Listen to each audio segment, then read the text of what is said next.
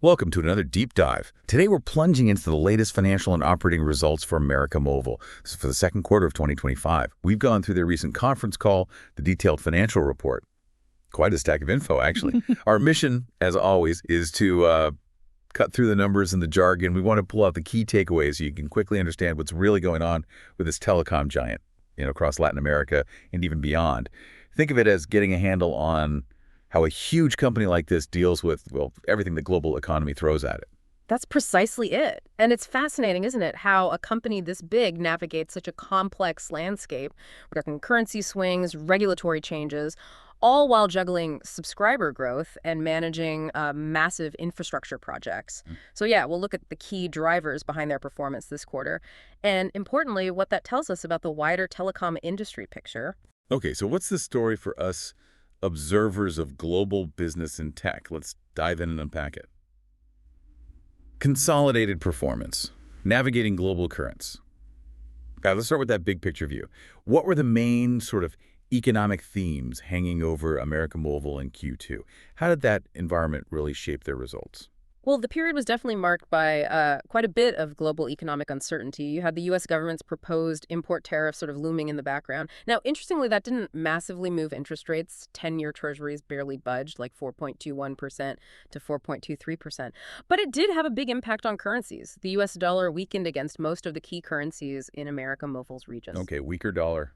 How much are we talking? Quite a bit, actually, like 7% down against the Mexican peso, 5% versus the Brazilian real, almost 3% against the Colombian peso, just over 2% against the Chilean peso, and a really notable 8.2% drop against the euro. So these currency moves definitely had a tangible effect on their reported financials. Often it actually helped their numbers when reported in pesos. Right, the translation effect. So how did this flow through to their overall revenue and profit? Give the headline figures. Sure. So in Mexican peso terms, total revenue landed at MXN 234 billion. That's up 13.8% compared to last year. Now, like you said, part of that boost comes from the peso weakening against other currencies in the region. But the really telling figure is their constant exchange rate performance. Revenue is up 7.9% on that basis. That's actually their strongest growth in over a year, which points to real underlying operational strength. Okay, 7.9% constant currency growth. That is strong. And drilling down a bit, service versus equipment. Yeah, good question. Service revenue grew 7.3%, and equipment revenue jumped quite significantly, up 12.5%. And then EBITDA earnings before interest, taxes, depreciation, and amortization, kind of a core profitability measure, that came in at MXN 92.4 billion, so up 11.2% in peso terms and 5.1% at constant exchange rates. Their margin stayed pretty much flat compared to the previous quarter, which suggests they're managing costs effectively. Impressive consistency, yeah, especially with all that volatility. What about the bottom line, the net profit? Net profit looked very healthy, MXN 22.3 billion. And a big chunk of that, around MXN 11 billion, was actually thanks to foreign exchange gains. So basically, the stronger local currencies boosted the value of their international earnings when translated back into pesos. That works out to about 37 peso cents per share, or $38 per ADR. Those are the American depository receipts for trading in the U.S. It's a solid profit number, especially given, the wider economic context. 2, subscriber dynamics, postpaid gains, prepaid shifts, and broadband boom. Okay, moving beyond the financials, let's get into the core of their business, the customers. Where did they see the biggest subscriber gains, and what trends are really popping out in wireless and fixed line? Yeah, this quarter really highlights a strategic push towards higher value customers. They added a really substantial 2.9 million postpaid clients. That's the contract base, up 6.8% year over year. Brazil was the big driver there, adding 1.4 million new contract customers. Colombia also did well with almost 200,000, and Mexico added just over 100,000. Wow, 2.9 million postpaid adds is huge. What about prepaid? That's where the story is a bit different. They actually saw net disconnections of 1.1 million prepaid subscribers. This was mainly concentrated in Brazil, Chile, and also a network cleanup they did in Honduras. But it wasn't a universal drop. Some countries like Colombia, Argentina, and Mexico actually added prepaid subs. So it's, a mixed picture depending on the market. So a definite trend of customers moving from prepaid to postpaid in key areas, but still a net gain overall in wireless subscribers when you combine both. What's the thinking behind that shift? Exactly. If you put it all together, they gained 1.7 million wireless subscribers in total during the quarter. The strategic thinking is pretty clear. The market's maturing. Companies are focusing more on that postpaid segment. Why? Because those customers typically have higher ARPU, average revenue per user. They're more predictable and generally more profitable long term. Makes sense. And what about the fixed line side? Broadband, TV, voice. Fixed line, the big story is broadband growth. Really strong. They connected 462,000 new broadband accesses. Mexico is a huge contributor with 231,000 of those. Brazil added 66,000. Central America, 51,000. So their fixed broadband base grew 4.5% year over year. We're mostly talking fiber to the home, FTTH, high-speed internet here. On the flip side, though, traditional voice lines and pay TV units both saw declines, about 225,000 each. That reflects, broader cord-cutting trends and the move away from landlines. Got it. So end of June, what's the total scale we're looking at?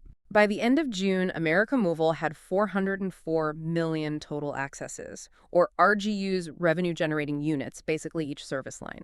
That breaks down into things like 137 million postpaid clients and 78 million fixed-line RGUs. It just shows the sheer scale, right? Their fundamental role in connectivity across the region. 3, regional deep dive. Key market insights. Okay, this is where it gets really interesting, digging into specific markets. Let's start with Brazil. You mentioned they drove a lot of that postpaid growth. What exactly is working so well for them there? Yeah, Brazil's performance is really down to a multifaceted strategy. It's not just one silver bullet. First, they have a high-quality network. They've increased coverage. That's foundational. But then you add a growing sales force, really successful marketing pushes like their Clariflex program. That's a flexible digital plan aimed right at contract customers. They've also apparently improved customer care, pushed more services online, and their NPS Net Promoter Score is rising, which suggests customers are happier. So network, sales, digital offerings, customer service. Exactly, and add to that partnerships, like the one with Nubank for customer acquisition, and the importance of convergence bundling fixed and mobile services together. That's a big factor too. Interestingly, on the prepaid side in Brazil, even though subs might be down, the focus is shifting to revenue growth. Prepaid revenue was actually up over 10% there, which makes sense as many of those users are the ones migrating to postpaid. The lesson, I think, especially for mature markets like Brazil, is that you need that mixed network, digital innovation, partnerships. It's becoming crucial. A very holistic approach. Definitely sounds like it. Okay, let's shift to Mexico, their home turf. What's the vibe there economically and competitively? How's Telmex doing? Mexico's economy is showing some positive signs, a bit of growth, and that seems to be helping prepaid revenues bounce back a bit. On the fixed line side, their Telmex brand is doing very well. Over 200,000 broadband ads, you mentioned that number earlier. What's driving that? Again, several things. Bigger sales force, strong efforts to keep existing customers, plus the fact that 91% of their customer base is now on fiber. That's huge. And they're successfully bundling streaming services with broadband, making those offers more appealing. Competition is still intense, no doubt about it, but América Móvil consistently points to its strong network and wide coverage as its key advantages. Right, and speaking of Mexico, there's this new telecommunications law. That sounds like a pretty big deal. It really is. It's a major shakeup of the regulatory landscape there. Essentially, they're splitting the regulatory power. You'll have a new Commission Nacional Antimonopolio focused just on antitrust. That body can impose what they call asymmetric regulations on dominant players, which clearly includes América Móvil. Then there's the Comisión Reguladora de Telecomunicaciones, replacing the old IFT, handling the broader telecom rules. Okay, so more focused antitrust scrutiny. What are some of the key changes in the law itself? Well, higher potential fines, for one. Also, interestingly, the possibility of discounts on spectrum payments if they commit to expanding coverage in remote areas. That could actually be good for them. The law also aims to level the playing field for spectrum concessions, whether public or private, and a big operational challenge. New rules requiring identification of all telecom users, even prepaid mobile customers, for activation and keeping the service active. That's a significant undertaking. It definitely signals more scrutiny and new compliance burdens. And, staying on competition in Mexico, someone asked him about a competitor called Bait. Ah, yes, Bait. What was the take there? Well, management basically said it's hard to get a clear picture of Bait's impact because their numbers aren't really public or clear. But the general point was, look, it's always easier for a new player to show fast growth when starting from nothing. Maintaining a large established customer base like América Móvil's is a different and arguably harder challenge. They still feel their network and coverage give them the edge. Okay. And didn't Telcel also get hit with a pretty big fine recently in Mexico? Correct, yeah. Telcel, their mobile arm, was fined MXN 1.8 billion by the IFT. This stemmed from an investigation going back to 2021. The allegation was about anti-competitive practices related to selling SIM cards through convenience stores. Telcel denies it, calls the fine arbitrary. But yeah, it underscores those ongoing regulatory pressures they face as the dominant player. Right. Okay, let's head south to Colombia, another key market. How did things look there, especially with their 5G rollout? Colombia showed really strong wireless growth, nearly 200,000 postpaid ads. A lot of that seems tied to good commercial activity around their 5G network. They're definitely the leader there. Mobile service revenue growth picked up speed, hitting 7.4%. Both prepaid, up 8.4%, and postpaid, up 6.9%, did well. And fixed line service revenue also had a nice turnaround, up 4.2%, thanks again to pushing fiber deployment and improving the customer experience. Sounds positive overall, but wasn't there something impacting their profit margins in Colombia? Yes, good point. Their EBITDA margin dipped slightly from 41.2% down to 39.4%. The main reason was that they had to create provisions, basically set aside money for some legal disputes. There's one particular case related to content that affects the whole industry there. They've fully provisioned for the payment due now, with more scheduled through year-end. Management considers the case closed. It's not reversible, so it hit the Q2 margin, but it's a known factor now. Okay, understood. And what's the latest on market consolidation in Colombia? There's been talk. They're expecting a decision on that by September. Management's view, or hope perhaps, is that if consolidation happens, it might lead to more rational competition, less aggressive price wars, maybe, which they see as potentially positive for the industry as a whole. Makes sense. Okay, let's do a quick roundup of some other regions. Any significant highlights or trends across the rest of their footprint? Yeah, definitely. Broadly, you keep seeing that theme. Strong postpaid, strong fixed broadband, ongoing network upgrades. Peru, for instance, 129,000 postpaid ads, service revenue up 5.1%. Ecuador, 48,000 wireless ads, and a really impressive 20% jump year over year in fixed line RGUs, helped by cost control efforts boosting EBITDA too. The Southern Cone is always complex. Argentina, you have to adjust for hyperinflation, but service revenue is up 13%, prepaid way up at 61.8%, shows how volatile things are. The Chile, Paraguay, Uruguay bloc actually saw service revenue turn positive, growing 2.2% after previous declines. Okay, quite varied dynamics down south. Central America, Caribbean. Central America added 90,000 contract clients, even with that prepaid cleanup in Honduras. Service revenue up strongly, 10.7%, and EBITDA surged over 20%, again linked to network modernization. In the Caribbean, the Dominican Republic added 65,000 wireless subs. Puerto Rico saw some prepaid losses as government subsidies ended, but the overall revenue decline there slowed down. And finally, Austria and Eastern Europe added 161,000 subscribers. Interestingly, a big chunk of that, over 500,000, were M2M units machine to machine. That points to growth in the Internet of Things, IoT space. Service revenue there was up 1.8%. So yeah, the big takeaway across these diverse markets is that consistent push towards higher value contract customers and fiber broadband while navigating really specific local economic and competitive situations. 4V, financial health and strategic investments. That really paints a picture of managing a complex portfolio. Let's switch back to the financials, the company's overall health, and where they're putting their money. What's the plan for capital expenditures, CapEx, and how's the debt situation looking? Right. So CapEx for the first half of the year came in at MXN 54.9 billion. They seem on track for their full-year target. They initially estimated around EUR 7 billion, but now they think it might be slightly less, maybe EUR 6.7 to 6.8 billion. Importantly, they expect to keep CapEx as a percentage of sales pretty steady for the next year or two.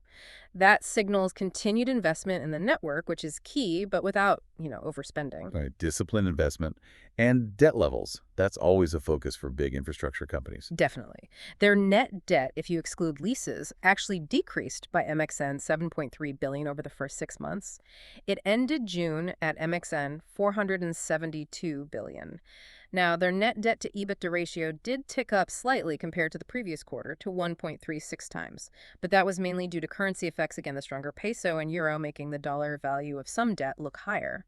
Critically, though, if you look at it purely in cash flow terms, their net debt actually went down, so they're managing debt effectively despite those currency headwinds. That's a strong underlying position then. How are they using their cash flow? Rewarding shareholders, funding. Yeah, they've been active on the shareholder return front. They distributed MXN 9.4 billion in the first half. Most of that, MXN 8.7 billion, was through share buybacks, which typically signals management thinks the stock is undervalued. They also approved their regular dividend, MXN 0.52 per share. The first payment went out in July. On the funding side, they did a significant bond issue, USD 500 million, maturing in 2033 with a 5% coupon. And the really impressive part, they got the tightest spread, the lowest borrowing cost relative to benchmarks ever achieved by any Latin American corporate or financial institution for a bond of that length.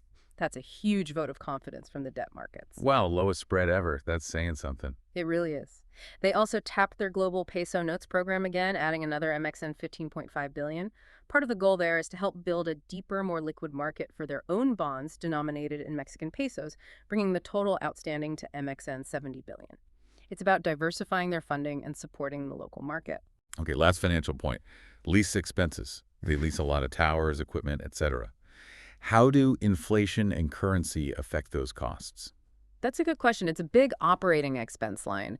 Many of their lease agreements have inflation adjustment clauses built in, and quite a few are actually denominated in US dollars. So the interesting dynamic is if the local currencies strengthen against the dollar more than local inflation rises, then you might not actually see big increases in the reported lease expenses in local currency terms. It just shows how these global currency moves filter down into even very specific operational costs. It's quite interconnected. Outro. Wow. Okay, what a deep dive that was into the world of America Mobile. It really shows how they're navigating, complex currency movements, new regulations hitting them left and right, but also driving really impressive growth in postpaid and broadband across so many different markets. It's clearly a constant, intricate balancing act. Indeed. I think this deep dive really highlights how crucial those strategic investments are. Investing in the network quality, the customer experience, having diverse ways to attract customers, and combining that with sharp financial management, keeping an eye on debt, and navigating those regulatory changes, it's all critical for succeeding in this industry today. Absolutely. So as you digest all of this, here's something to think about, maybe a provocative thought.